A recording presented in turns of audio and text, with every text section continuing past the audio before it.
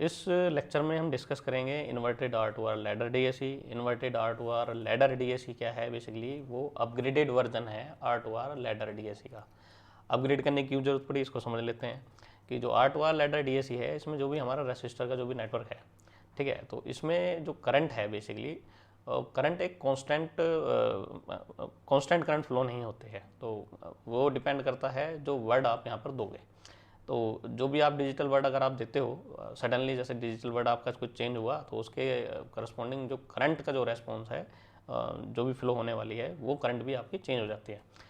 तो ये जो वेरिएशन है, अब बेसिकली क्या है, देखो जो रेसिस्टेंस है उसका सीधा सीधा डायरेक्ट रिलेशन है टेम्परेचर के साथ। अगर टेम्परेचर इंक्रीज हो रहा है तो रेसिस्टेंस भी इंक्रीज होगा, है ना। और टेम्परेचर कब इंक्रीज होगा? जब उसमें जो जिस रेसिस्टर में जो करंट फ्लो हो रही है ना, जो करंट थ्रू द रेसिस्टर, अगर वो इंक्रीज हो रही है तो उसका टेम्परेचर भी इंक्रीज होगा। तो टेम्परेचर इंक्रीज होता है तो फिर वो क्या करता है, वो रेसिस्टेंस को इंक्रीज कर देता है। तो अगर कांस्टेंट करंट फ्लो नहीं हो रहा है, सब में अलग अलग करंट फ्लो हो रहा है, कभी किसी में ज़्यादा करंट फ्लो हो रहा है, कभी किसी में कम हो रहा है, अकॉर्डिंग टू जो भी आप डिजिटल वर्ड अप्लाई कर रहे हो एनालॉग को एनालॉग फॉर्म में कन्वर्ट करने के लिए। तो उस वजह से क्या होगा, जो रेसिस्टेंस की वैल्यू है वो इंक्रीज या डिक्रीज होती रहेगी, है ना। तो कहने का मतलब है, जब वैल्यू इंक्रीज या डिक्रीज होगी तो उसके करस्पॉन्डिंग जो हमारी करंट फ्लो होगी, वो उस वैल्यू में भी जो ट्रू वैल्यू है, जो एक्यूरेट वैल्यू है, जब टेम्परेचर, जब हमारा सबका कांस्टेंट टेम्परेचर था, मतलब एक तरह से सेम टेम्परेचर था, तो उस केस में जो वैल्यू आ रही है उससे क्या वो डेविएट होने लगती है। तो डेविएट होती है तो कहने का मतलब है नॉन लीनियर जो है उसका बिहेवियर हो जाता है। तो नॉन लीनियर बिहेवियर का मतलब है कि जो आपका डीएसी है, जो उसका आउटपुट है, आप उसको प्रेडिक्ट नहीं कर पाओगे, ठीक है। तो प्रिडिक्ट नहीं कर पाओगे तो वो क्या है, वो इनएक्यूरेट वैल्यू भी देता है, ठीक है, क्योंकि रेजिस्टेंस की वैल्यू वेरी कर रही है, उसके करस्पॉन्डिंग जो उसमें यहाँ पर इसके थ्रू करंट फ्लो होगी वो भी वेरी करेगी, और जो वैल्यू है, आउटपुट की जो वैल्यू आनी चाहिए वो भी अपनी ट्रू वैल्यू से वेरी करेगी, ठीक है। तो इस प्रॉब्लम को, ये प्रॉब्लम ओरिजिनेट कहाँ से हुई? ओरिजिनेट हुई कि इसमें जो करंट है वो कॉन्स्टेंटली फ्लो नहीं हो रहा, ठीक है, और सभी आर्म में जितने भी यहाँ पर रेसिस्टर हैं सभी में कांस्टेंट करंट नहीं है। तो करंट जैसे इंक्रीज या डिक्रीज होता है, उसके करस्पॉन्डिंग टेम्परेचर उस रेसिस्टर के एक्रॉस, है ना, या उस रेसिस्टर के अंदर इंक्रीज या डिक्रीज होता है, ठीक है। वो इंक्रीज या डिक्रीज होता है तो उसकी वैल्यू इंक्रीज या डिक्रीज होती है। तो उस वजह से क्या है, जो नॉन लीनियरिटी क्रिएट होती है सर्किट के अंदर।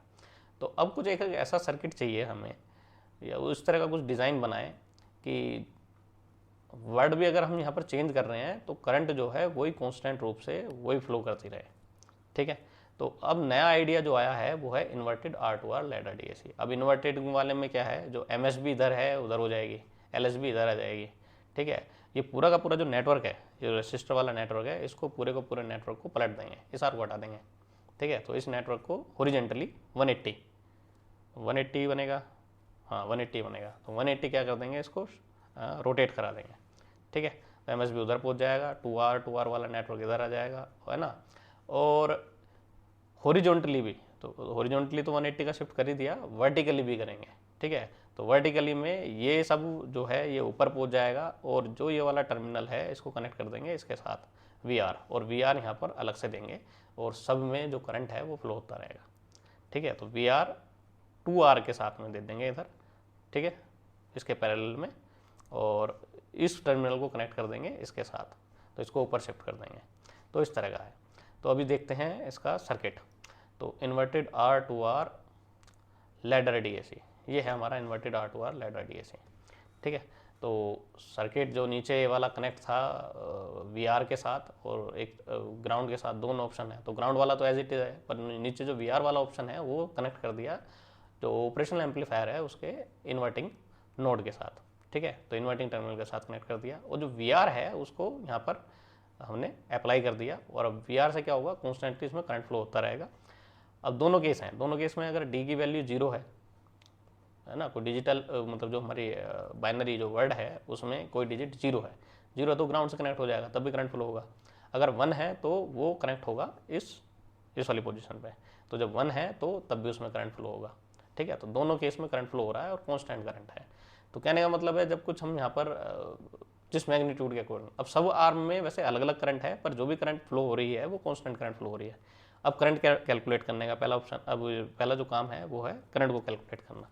तो सबसे पहले तो यहाँ पर IRF पता करना है, ये रेफरेंस वोल्टेज, ये रेफरेंस करंट है, वी आर रेफरेंस वोल्टेज हो गई, ठीक है, आई रेफरेंस और यहाँ पर रेफरेंस करंट हो गया। तो करंट कितनी फ्लो हो रही है, तो करंट फ्लो होने के लिए आपको ये सारा रेसिस्टेंस निकालना पड़ेगा पहले इधर वाला, ठीक है। तो क्या करते हैं, उसको चाहे ग्राउंड रखो चाहे इधर रखो, बात वही है कि जो करंट है वो उतनी फ्लो होगी। तो क्या करना है, इन सबको ग्राउंड से कनेक्ट कर दो और फिर देखो रेसिस्टेंस कितना है। तो 2R दोनों पैरेलल में है तो R बना, फिर R सीरीज में हो गए, फिर 2R बना, फिर 2R पैरेलल में हो गए, फिर R बना, फिर R दोनों क्या हो गए, सीरीज में हो गए, फिर 2R और इसके साथ पैरेलल में 2R फिर R हो गया। तो कहने का मतलब है जो इफेक्टिव रेसिस्टेंस है इस टर्मिनल पे, इसका नाम दे देते हैं A, ठीक है। ए नाम दे दिया इस नोड का नाम दे दिया B, इस नोड का नाम दे दिया C। तो यहाँ पर जो करंट है वो कितनी है, वो करंट है हमारी I reference equals to V reference divide by R। तो आई रेफरेंस की जो वैल्यू आई है वो आ गई हमारी we reference divide by R, ठीक है जी। अब आते हैं, जैसे मैंने बताया कि जो बाइनरी वर्ड है, जैसे कि उसमें इधर हम MSB दे रहे थे, अब MSB किधर आ गए, इधर आ गए। तो ये बन जाएगा हमारा D1, ये बन जाएगी हमारी D2 डिजिट और ये बन जाएगी D3। तो स्विच को, ये इन डिजिट का काम है स्विच को कंट्रोल करना। तो अगर 0 है D3 तो वो ग्राउंड से कनेक्ट कर देगा, अगर 1 है तो वो इसके साथ कनेक्ट कर देगा, इस तरह का। तो ये वाली है हमारी इधर MSB और अब इधर है हमारी LSB, ठीक है। तो ये तो हो गई आई रेफरेंस। अच्छा, अब आगे बढ़ते हैं। अब यहाँ देखते हैं कि यहाँ पर जो है रेसिस्टेंस की वैल्यू, ये 2R है इस वाली आर्म में, और यहाँ तक कितनी वैल्यू आ रही है, ये R बना, ये 2R बना, फिर R बना और फिर R 2R। तो इधर भी 2R और इधर भी 2R है ना। तो वोल्टेज जो करंट डिवाइड होगी दोनों में हाफ हाफ, इस आर्म में भी हाफ होगी, इस आर्म में भी हाफ होगी, ठीक है। फिर आते हैं अब इस नोड पे, यहाँ पर देखते हैं रेसिस्टेंस कितना है 2R और इधर रेसिस्टेंस कितना बन रहा है 2R और R प्लस ये 2R बन गया। तो 2R दोनों पैरेलल में तो R और R प्लस R सीरीज में ये भी 2R। तो उस जो करंट हाफ होके आई है इधर, उसमें से भी हाफ इधर जाएगी और हाफ इधर जाएगी, ठीक है। ऐसे ही फिर इस पॉइंट पे आते हैं, तो 2R इधर है 2R इधर है, तो हाफ इधर और हाफ उधर, जो भी करंट इसमें फ्लो होगी उसकी हाफ हाफ। तो इस तरह का है।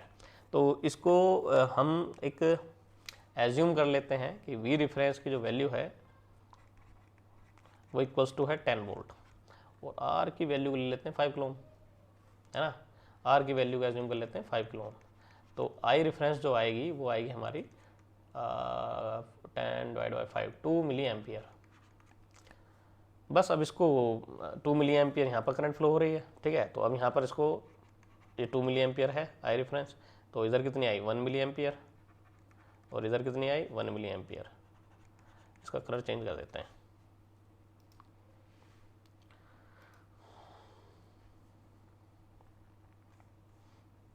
ठीक है जी। 1 मिली एम्पियर हो गई 1 मिली एम्पियर। अब 1 मिली एम्पियर से इधर हुई 0.5 मिली एम्पियर और इधर आई 0.5 मिली एम्पियर। फिर 0.5 मिली एम्पियर ये इधर फ्लो हो रही है। अब इसमें से 0.25 मिली एम्पियर इधर फ्लो हुई और 0.25 मिली एम्पियर इधर फ्लो हुई, ठीक है। तो अगर अब इसमें से, अब सपोज करो यहाँ पर ये 0 0 0 0 है, तो 0 0 0 है, तो ये जितना भी ये वाले ये टर्मिनल है इसमें कोई करंट फ्लो नहीं हो रही है, क्योंकि ये सब किससे, ग्राउंड से कनेक्ट हो जाएंगे। तो 0 करंट फ्लो हो रही है तो V0 की वैल्यू क्या आएगी 0। सपोज करो तो 0 0 के लिए तो ये हो गई 0, कोई करंट नहीं आ रही।